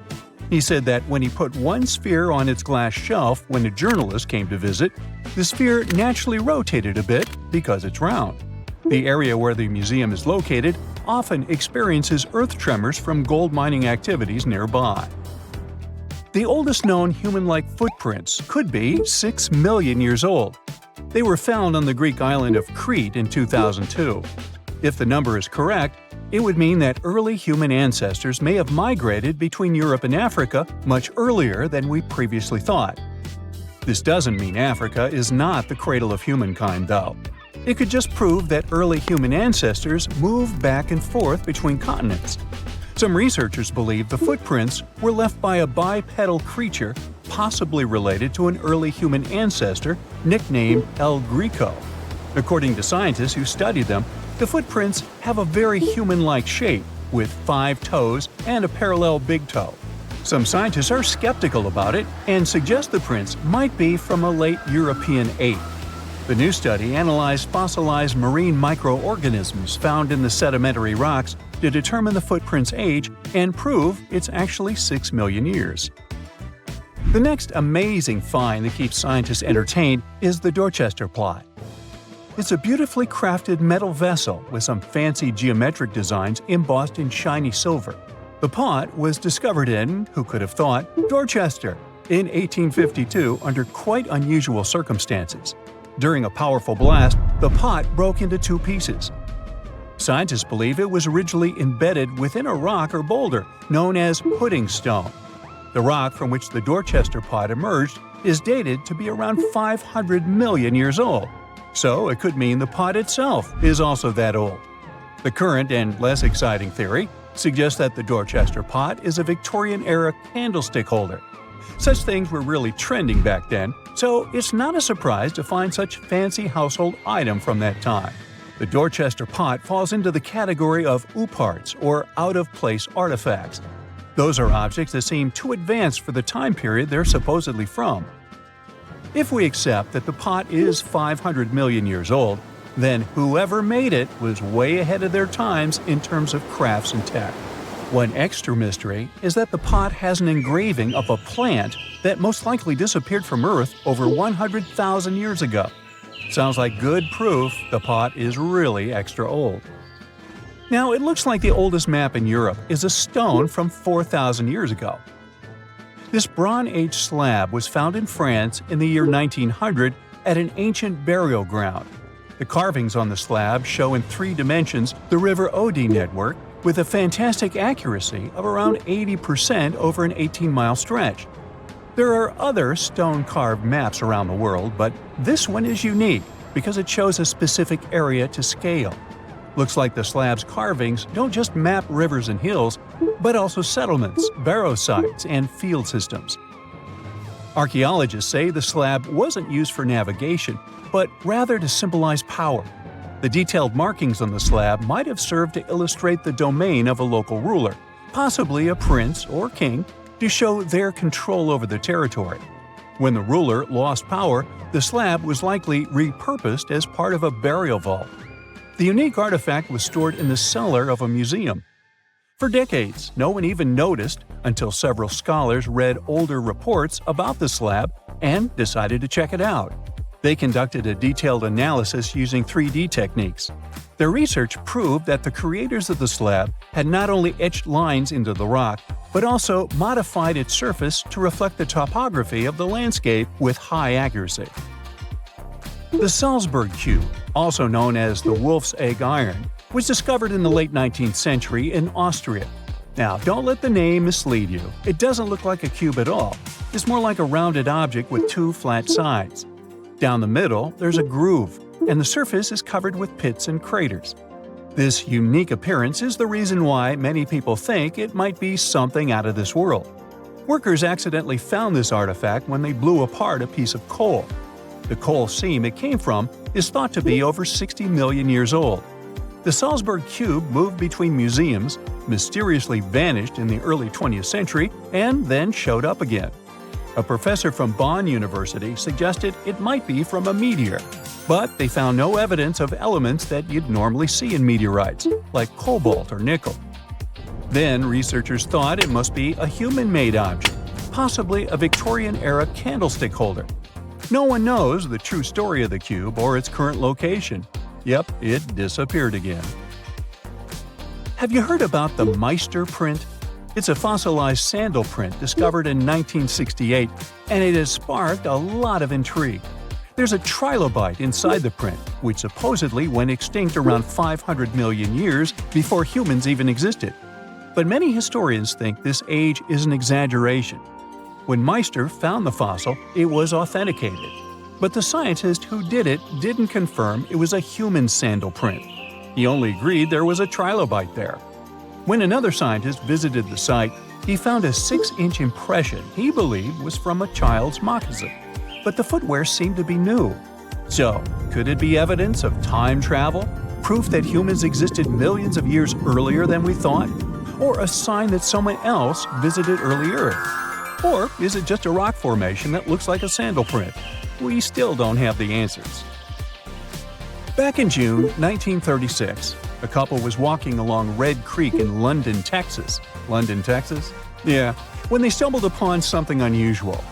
It was a piece of wood sticking out of what seemed to be an ancient rock formation. About 10 years later, their curious son decided to crack open the rock to see what was inside. And he saw a hammer, which looked surprisingly modern. Then, one unique finds enthusiast decided that the rock encasing the hammer was from the Cretaceous period. This would mean that someone dropped a 19th century hammer while dinosaurs like Triceratops were still roaming the earth. So, if this hammer was truly from the Cretaceous period, then the whole evolutionary theory would be wrong. And if the hammer was modern, it would mean the Cretaceous rock formation it came from was much younger than we thought. But the real answer was much simpler. The hammer was indeed modern, and geological processes had encased it in rock. Minerals can harden around an object in a relatively short time. So the hammer was probably dropped by a miner a century or so ago, and the rock formed around it afterwards. And no, it wasn't a Victorian-era candlestick holder either. Humans invest a lot of time and money exploring the unknown. First outer space, then the ocean floor. But there's another frontier we're trying to conquer. Scientists call it the deep frontier. I'm talking about how far down to the Earth's core we've made it so far. During the 60s, humans tried digging the deepest man-made hole on Earth. This took us deep into the Arctic Circle. What later became known as the super deep borehole is also the deepest artificial point on Earth, reaching the depth of 40,230 feet. It took 20 years to drill this far into the Earth's crust, and researchers say this is only about 1/3 of the way through to the mantle. Here's a quick anatomy of our planet. If the Earth is like an onion, the crust is like the thick skin of this onion. This part is only 25 miles thick. Beyond this is the 1,800-mile deep mantle.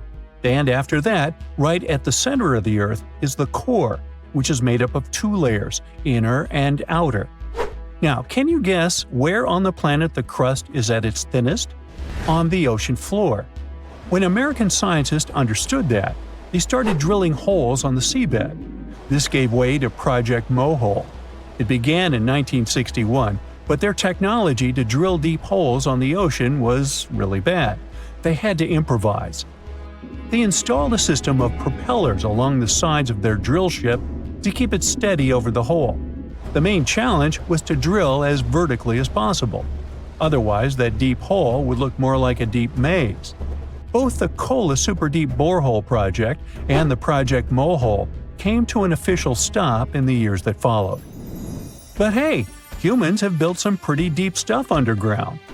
In 1963, a Turkish man took a swing with his sledgehammer to improve his basement and discovered a tunnel. That tunnel entrance led to more openings that connected a multitude of halls and chambers. He didn't know it, but he had discovered Deringoyu. This once lost city was up to 18 stories tall and 200 feet deep. The city was large enough to host 20,000 people, and it was simply standing beneath Cappadocia in Turkey the whole time. Cappadocia hosts hundreds of subterranean dwellings. 40 of these underground cities are at least 2 stories high, but none of them are as huge as Deringoyu. There's not a lot of historical accounts of how Deringoyu was born. Some speculate that the oldest part of the complex was dug about 2000 BCE by the Hittites. The Hittites were an Indo-European civilization who formed one of the first major civilizations of the Bronze Age in West Asia. Scholars think they built this underground city to protect themselves from invasion. Others think it was actually the Christians who built the city in the 1st century CE. They speculate that it could have been constructed to protect people from the intense temperature variations, extreme heat in summer and freezing cold in winter. Geographically, the terrain under Cappadocia is great for building. The rocks are soft, which makes tunneling easier. For that same reason, opening large caves underground is fragile. That's why most chambers have pillars that support them. On the bright side, and we are, none of the floors at Deringuyu have ever collapsed. The builders of Deringuyu thought of everything. The city was shut off from the world by huge rocks that hid its entrance. It was ventilated by a total of more than 15,000 shafts, around 10 centimeters wide. This way, they guaranteed enough breathing air in the upper levels in a way that they ended up being used as the living and sleeping quarters. The lower levels of this impressive maze were mainly used for storage. But honestly, they had it all: a room for a wine press, for domestic animals, small religious buildings.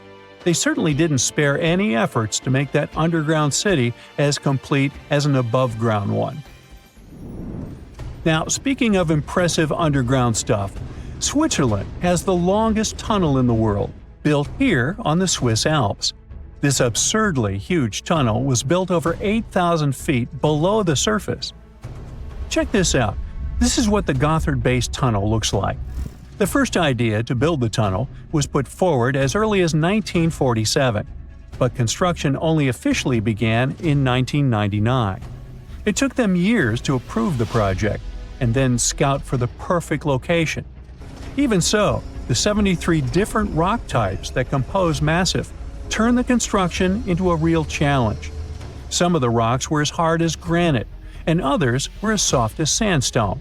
This meant they needed different approaches and equipment so the whole thing wouldn't crumble down. Overall, they had to excavate about 28 million metric tons of rock to make way for the tunnel. There were many other challenges to build that far into the earth. The deeper into the mountain they got, the hotter the temperatures were. Since there's no natural ventilation, temperatures would get as high as 115 degrees Fahrenheit, making it really hard for workers to endure. The tunnel stretches for 35 miles from one end to the other. During the construction, workers had to use 4 massive tunnel boring machines, aka moles, to penetrate through the massif. Each of these moles was around 1,400 feet long. But that was one of the best things they could do, since these machines limit the disturbance to the surrounding ground and help to produce a smooth tunnel wall. You'd never guess that the world's deepest basement belongs to the Sydney Opera House in Australia. The building goes as deep underground as it grows above ground.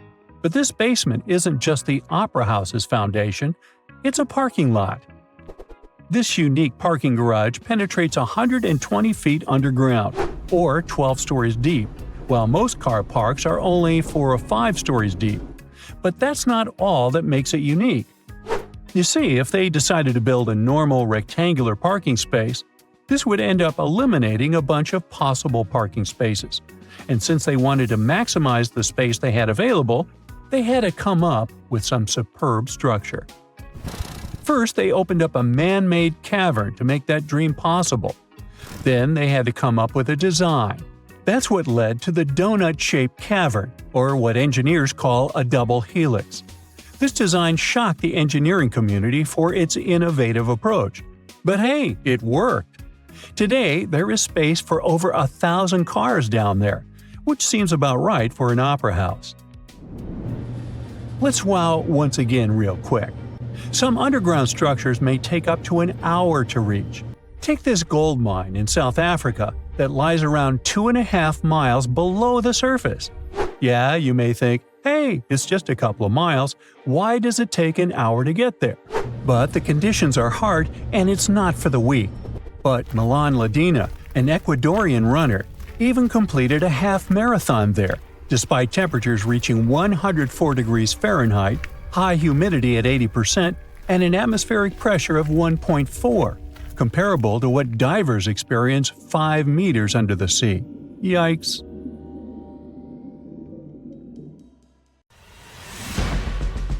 Stone Age people were grunting cavemen with spears. True or false? Absolutely false. They were gathering around and forming real culture as far as we've discovered. In Turkey, scientists uncovered a 12,000-year-old mystery that's revising history. It's a sophisticated cosmic calendar made out of giant stone temples that may actually be a warning from the stars. We're talking about Göbekli Tepe. This prehistorical site predates even Stonehenge, our classical stone ring circle, by 6,000 years. And it upends why we think Stone Age civilizations emerged and thrived. Here's how this discovery could change our collective history. Around 10,850 BCE, a massive comet, or better yet, a bunch of comet fragments, smashed into Earth. The skies darkened, the temperature dropped, big animals vanished, and it kicked off a mini ice age that lasted over 1,200 years. What's now a place called Göbekli Tepe was home to a group of humans who survived this entire chaotic event. After it happened, they started paying close attention to the sky. As a way of trying to control time a little bit more, they tracked the movements of the sun, the moon, the planets, and comets. This in turn led them to build a huge lunisolar calendar, the first one in the world. Now, if you were to tour around this classic Stone Age monument, you'd see that not all the stone pillars are blank. Some of them have carvings, like this main one with a bunch of V's on it. Turns out there are 365 V's, which scientists believe represent the days of the solar year. One of them, a V hanging on a bird's neck, is thought to mark a solar eclipse. Other pillars have dangerous animals carved on them, like foxes, lions, scorpions, vultures, twisting and crawling up the sides. Unlike typical Stone Age carvings, these weren't of edible animals like deer or sheep. One of the theories is that these drawings were symbolic.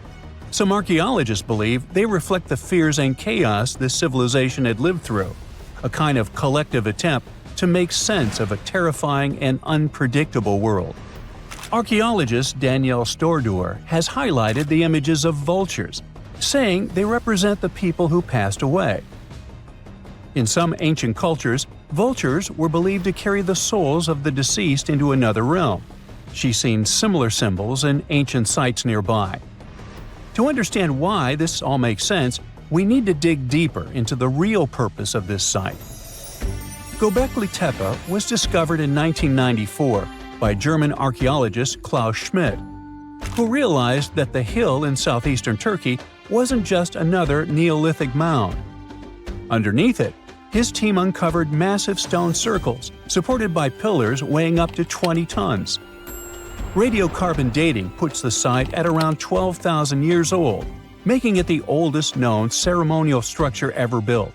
I mean, it predates the Egyptian pyramids by over 7,000 years. This discovery shocked the archaeological world. At the end of the Ice Age, humans were supposed to be nomadic, surviving off wild plants and animals, not building sacred complexes with symbolic art, and giving birth to what we now classify as civilization.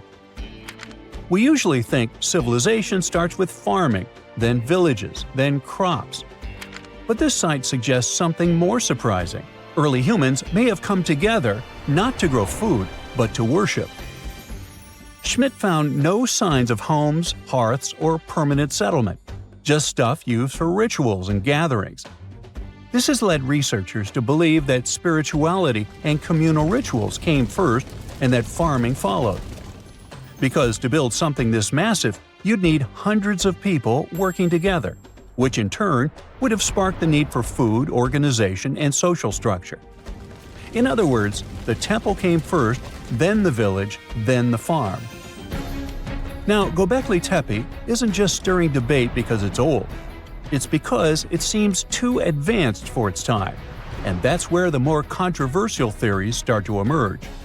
Some researchers believe the builders of Göbekli Tepe weren't simply primitive hunter-gatherers experimenting with stone tools.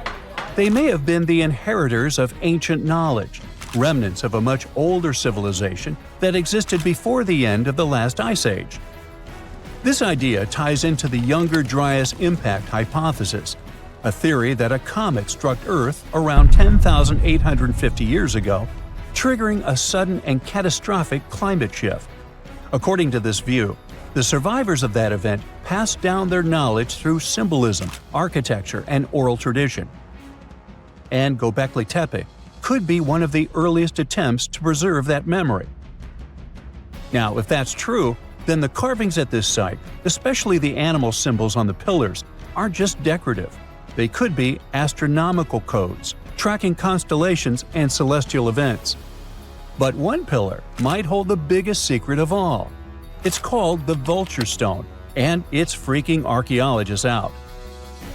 On it, you'll find a strange combination of figures: a headless man, birds, and a scorpion.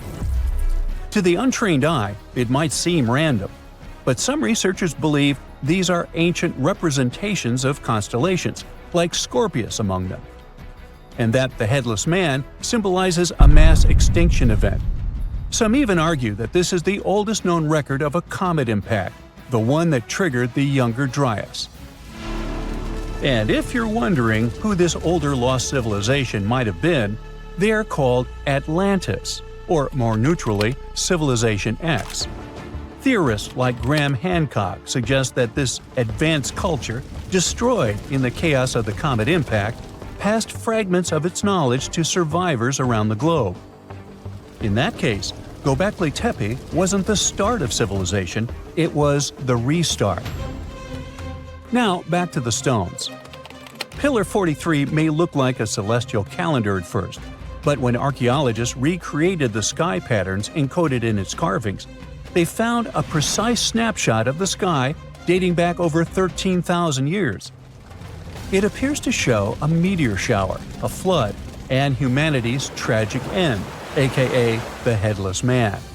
A snake rising from the ground might even symbolize tidal waves or destruction coming from below. But the story doesn't end there. Pillar seems to expand on the same disaster, the one they called the Terror of the Sky. You might see animals fleeing, waves, fire raining down. It paints a vivid picture of the meteor shower. But wait! While Pillars 43 and 56 may encode memories of a past catastrophe, Pillar 18 might be a forecast.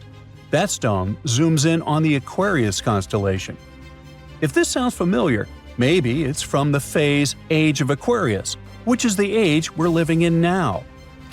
Some enthusiasts believe this may be a warning for us, and may be telling us that a similar meteor shower will hit Earth and thus you and me and us. I mean, chills! But hey, that's the kind of mystery that makes Göbekli Tepe so captivating.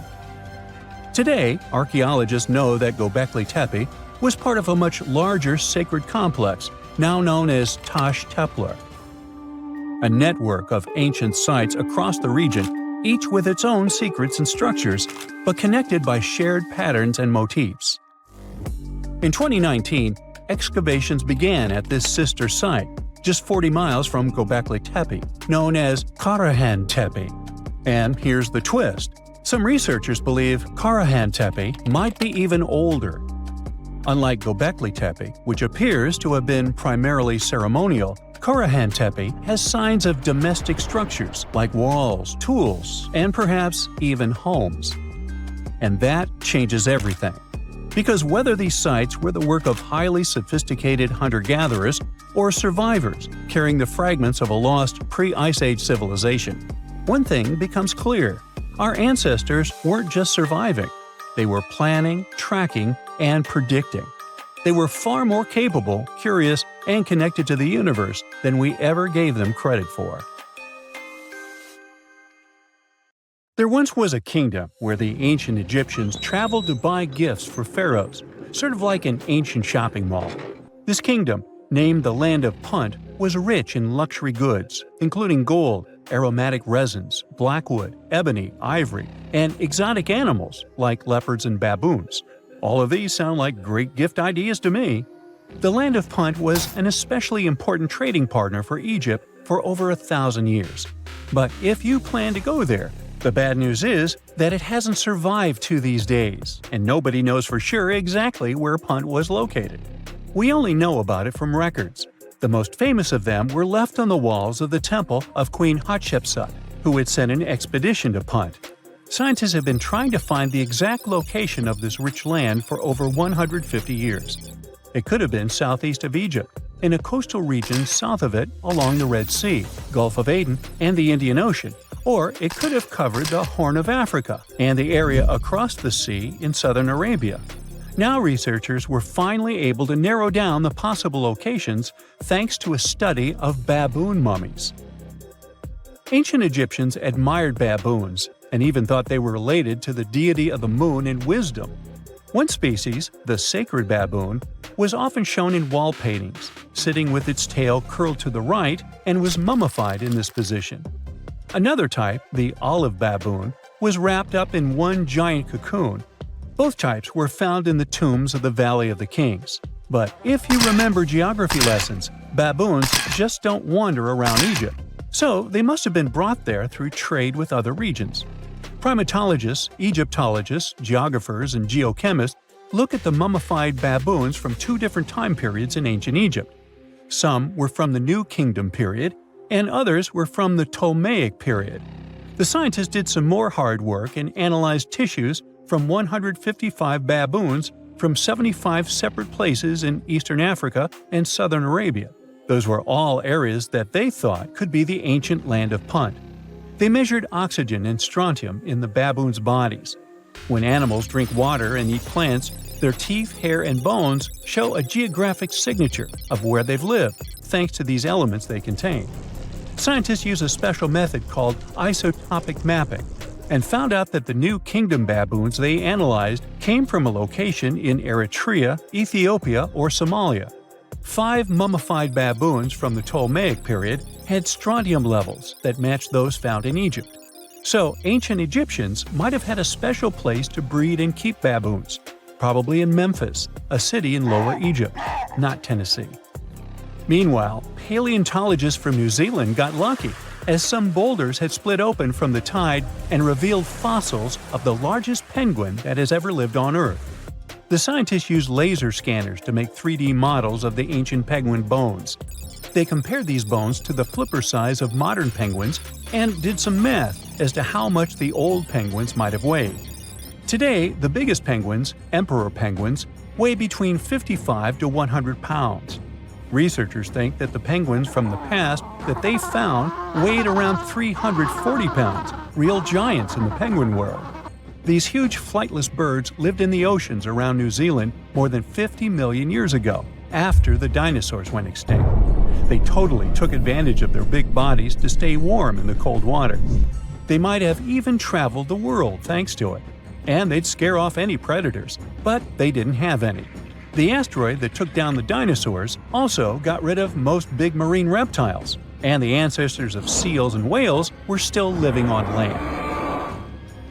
Back in 1992, 4 farmers in China were draining water from their ponds and accidentally bumped into a ship full of gold and ancient statues worth millions.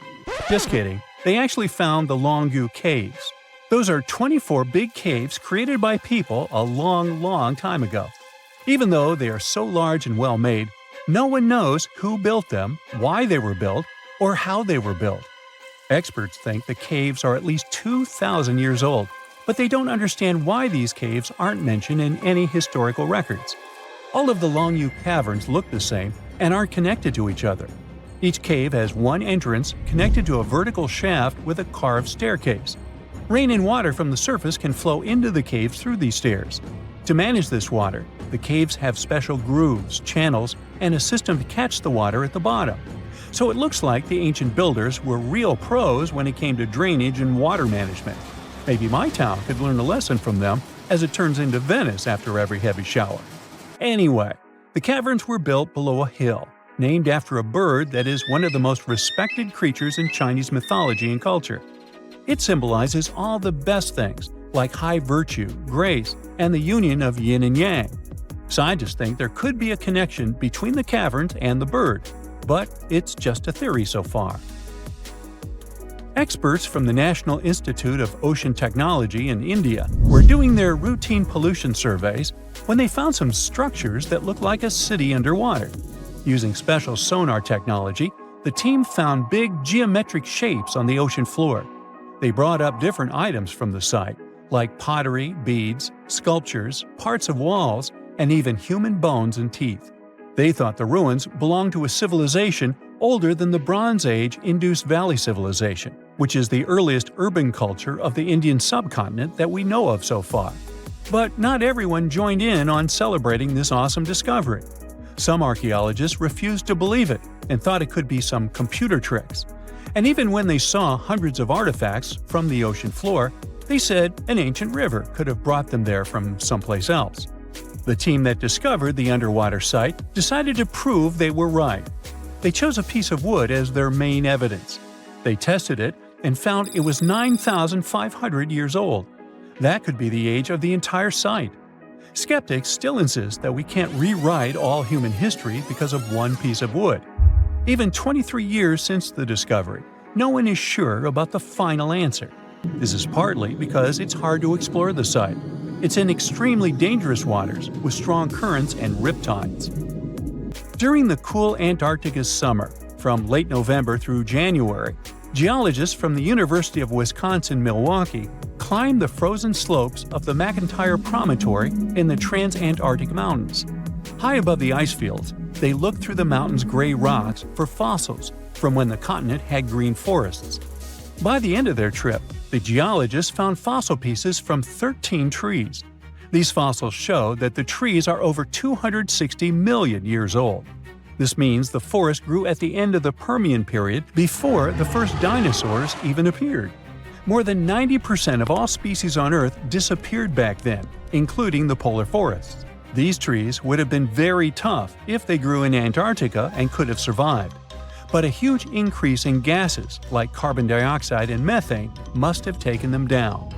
This Antarctic forest is a terrific way for us to see what life was like before the extinction, and we might even understand what caused it. It also shows us how plants were different back then from those we are used to now. Now, let's assume that another species, whether humanoid or dolphin-like, could have existed millions of years ago. How do we find their traces? There was a Doctor Who episode about a non-human industrial civilization on Earth that existed long before us. These reptiles, called Silurians, were forced deep underground by a catastrophic rise of temperatures on Earth, and there they thrived for centuries. That inspired scientists to create the so-called Silurian hypothesis. If there was an advanced civilization before us, we should find their traces somewhere. Well, let's try. Climatologist Gavin Schmidt and astrophysicist Adam Frank decided to dive into this themselves. Like us, any technologically advanced civilization would be hungry for energy. So they looked for global effects that would leave a widespread mark. For example, hints of large-scale industrial processes, like plants and factories, and their leftovers. Then comes the question of how long these civilizations would last. If they existed for a long time, we should look for long-lasting signs, like residues from burning fossil fuels, mass extinctions, synthetic chemicals not found in nature, and even traces of nuclear fission. Basically, we should search for the same kinds of things that humans are currently leaving behind as evidence of our activities. Unfortunately, this evidence isn't that easy to find. Let's imagine an unsettling scenario if humanity suddenly disappeared. Even though it seems like we've left a lot of changes on our planet, the future civilization millions of years from now would struggle to find any remnants of our existence. Why? Well, our planet has existed for 4.5 billion years. Complex life on Earth has existed for more than 400 million years. Compared to that, our industrial period only lasted around 300 years, and we haven't left any significant traces. Our record of Earth's history is full of gaps, especially the further back you look. The fossil record captures only some things, being very selective and incomplete. On average, one fossil emerges every 10,000 years, and dinosaur footprints are even rarer. Mountains rise, oceans change, and plate tectonics can easily wipe out evidence of entire civilizations. After a couple of million years, chances are any physical signs of a civilization would disappear. In order to find at least something, we have to look for things like odd sediment patterns or unusual isotopic ratios. Also, fossils mostly form in water, leaving us in the dark about creatures on land or in the jungles. So even if there was a technologically advanced society millions of years in the past, and even if they were far more advanced than us, we might struggle to find any clues of its existence.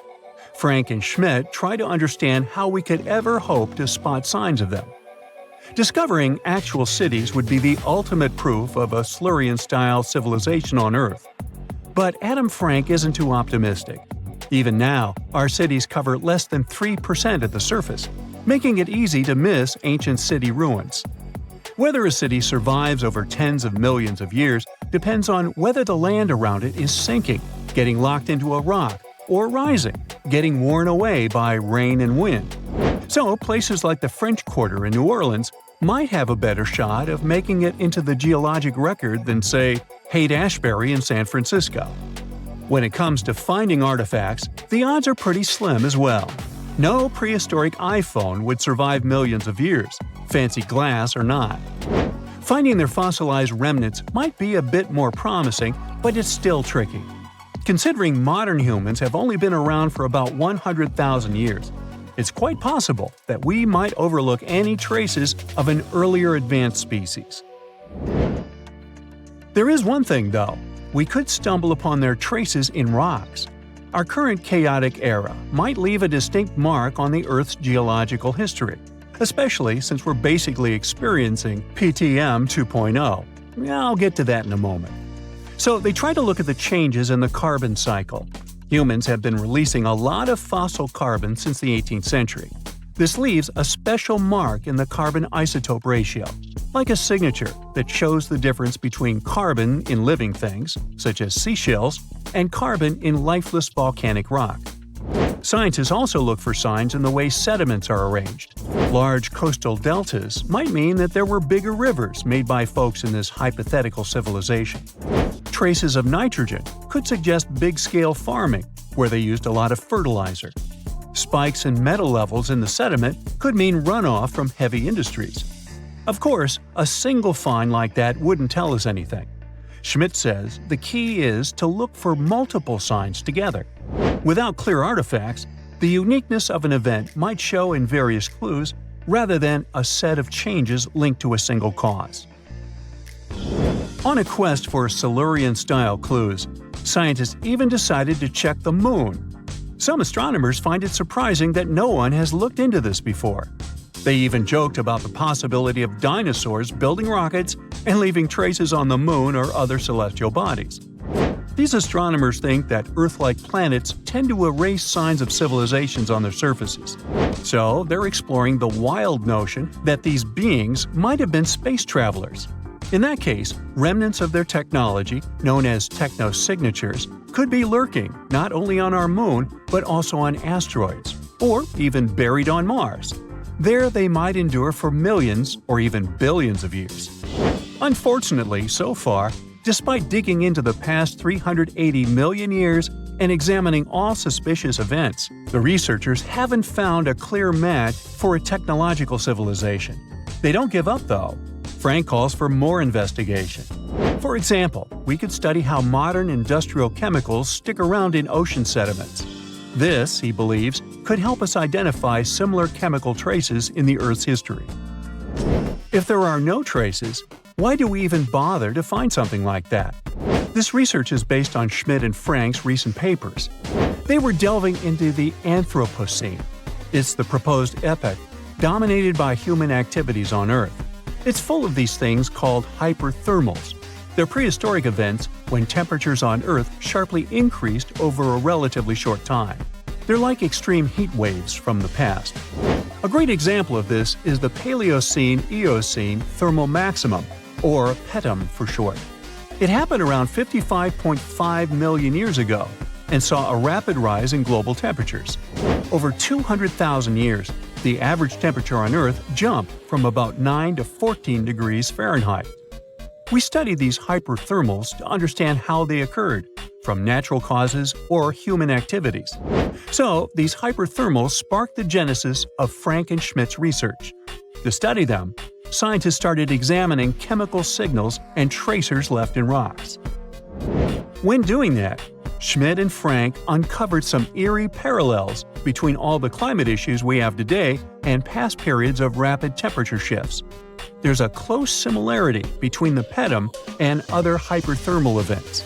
So all this work isn't just about solving a historical mystery. Understanding our impact on the environment can guide us to finding better ways to live in harmony with the planet and avoid becoming a forgotten species in the future. Our Milky Way is filled with lots of planets that could be just right for life, but we don't know if there are other civilizations out there. Earth is the only place we know of with living beings. About 200 years ago, people wondered if there might be civilizations on Mars. Back then, it was a real question. But once we got pictures from space probes, we decided there wasn't any evidence for it, and that idea got stuck in our minds. Now, it's not even considered a valid topic for serious science. It's seen as kind of silly. But no one has set clear limits on what could have happened on our own planet a really long time ago. So, even if there is no proof, we shouldn't throw away the possibility. Don't forget, it took humanity a while to recognize dinosaurs. Maybe Silurians are just patiently waiting for their time. There's this interesting ancient site near St. Louis, Missouri, that a lot of people don't know about. It's called Cahokia, and it used to be a huge city with up to 20,000 people living there back in the 11th century. It's full of these massive earthen mounds that were built by hand, and the biggest one is still there today, at the Cahokia Mound State Historic Site. Even though we don't know everything about this civilization, researchers have been able to piece together some information from the remains they've found. For starters, they found some pretty old teeth at this site. After studying their appearance and structure, scientists suggest that a lot of different indigenous groups lived there. About a third of them came from other areas in the middle of the continent, which they figured out by studying the different levels of various substances in the teeth. And get this, the way the mounds are arranged shows that this was actually a planned-out city, not just a bunch of villages grouped together. The rulers lived on top of the mounds, while everyone else lived in other structures. It's amazing to think that they were doing things like farming, hunting, logging, pottery, and weaving, all within this one giant city. Right in the middle of Cahokia, there was this giant mound that was about 100 feet tall, and around it, there was this huge wooden fence. Inside the fence was the city center, which had a big open space called a plaza. Archaeologists think that the plaza was designed to represent the 4 cardinal directions of the world. It was like the people who built it wanted to create a place that was in harmony with the universe. The center of the city was where they held ceremonies and events, and it was such a big deal that people from outside Cahokia would come to be a part of them too. What became of this city? Hard to tell. Some people think that the reason it fell apart is that they cut down too many trees and the land got all messed up. Other scientists believe that's not true because the soil was still in pretty good shape after the city was gone. The Europeans were not even around at that time, so they couldn't have influenced the downfall of Cahokia either. There's also one theory that suggests there were fights with other communities that caused the city to collapse. These days, there are over 65 preserved mounds, and you can even climb the steps of the tallest one. The best part is that local authorities are thinking of making it a national park, so you should totally plan to visit before it gets too crowded. Mohenjo-Daro is another lost ancient city that's still surrounded by mystery. Located in modern-day Pakistan, it was a city that flourished during the Bronze Age, and it was extremely advanced for its time. It had things like water systems and fancy architecture that other cities didn't have back then. Despite these features, it's not as well known as other ancient cities, like those in Egypt or Mesopotamia. What's even weirder is that at some point, the city was abandoned, and no one knows why. Archaeologists found the city in 1911, but it took a while for them to realize how important it was. Eventually, they uncovered a lot of really interesting things about the city, like its advanced sanitation system. Excavations uncovered over 700 wells, as well as private baths and a large communal bath. Remarkably, even private homes had toilets, and waste was efficiently disposed of through a citywide sewage system. They also had a lot of trade connections and made some really beautiful objects, like pottery, jewelry, and figurines that were sold all over the region. Despite its amazing culture and knowledge, scientists have yet to figure out why the city was abandoned. Some people think changes in the nearby river might have had something to do with it. The writings that the people of Mohenjo-Daro left behind are still a complex code, even for the most skilled specialists, making it even harder to piece together their history. Have you heard of the lost city of Kolmanskop? It used to be a small settlement in the Namib Desert. Legend has it that it got its name from a man named Coleman who got stuck in the local dunes and was never seen again. But that's not the interesting part. In 1908, a railway worker found a shiny stone and showed it to the chief railway foreman, who turned out to be a hobby mineralogist. They discovered it was a diamond, and soon, Kolmanskop became the richest town in Africa and one of the richest places in the world. It had luxurious stone houses, a school, a hospital, and even an ice factory to produce ice for fridges. The hospital had the first X-ray machine in southern Africa, which was supposedly used to check if workers were illegally swallowing diamonds. Its popularity began to decline in the late 1920s when another diamond-rich location was discovered nearby. Most of the inhabitants soon began to flee the city in search of a better life, leaving the buildings abandoned.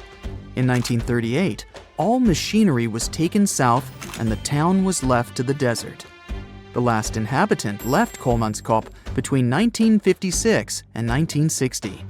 The hot climate and low humidity have preserved the structures over time, and tourists can now visit this desert ghost town. You've surely heard about this next ancient city, Machu Picchu. It's this incredible ancient location in Peru. It stretches across a huge piece of land in the Andes Mountains and sits high above sea level. It's even considered one of the wonders of the modern world. But here's the thing. Scientists aren't exactly sure what it was used for. It could have supported up to 750 people, but there aren't a lot of human clues left behind. Some people think it was more of a spiritual or ceremonial place, while others believe it may have been like a fancy spa retreat for the nobles. The extensive terraces might mean it was used for crop testing or as a trading hub. And there's even a theory that it was used as a prison because they found a cell-like area too. It's amazing that even today, archaeologists and historians are still puzzled about how it was built. Did you know that they probably didn't even use wheels for transportation?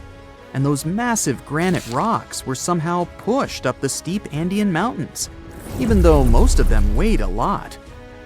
Some historians think that hundreds of people worked together to push each rock up the peak. The huge stones at Machu Picchu are also so close together that you can't see any cracks between them. It's pretty cool because it also makes the area safe during earthquakes, which is important since Peru is a shaky country. But how did the stones stay put during all those quakes? They actually move a little bit, but then they go back to their original spot, almost like they're dancing. Some people think wet wooden wedges were used to keep them in place, but that doesn't really add up, considering how big the structures are. Locals back then also seem to have built Machu Picchu without using any pack animals or iron tools. They had to sculpt and put everything together using mostly their hands. Plus, the citadel is built on a fault, so they had to move a bunch of stone and earth to make it flat. Scientists also think that the real construction is actually underground because of the deep foundations and drainage system. In fact, there's a hidden water system that was just recently discovered using 3D scanning. They didn't even use mortar to put the granite blocks together. They were so precise that you can't even fit a sheet of paper between them. One theory suggests that people that lived there used stone tools made of a harder material than the stone they were cutting.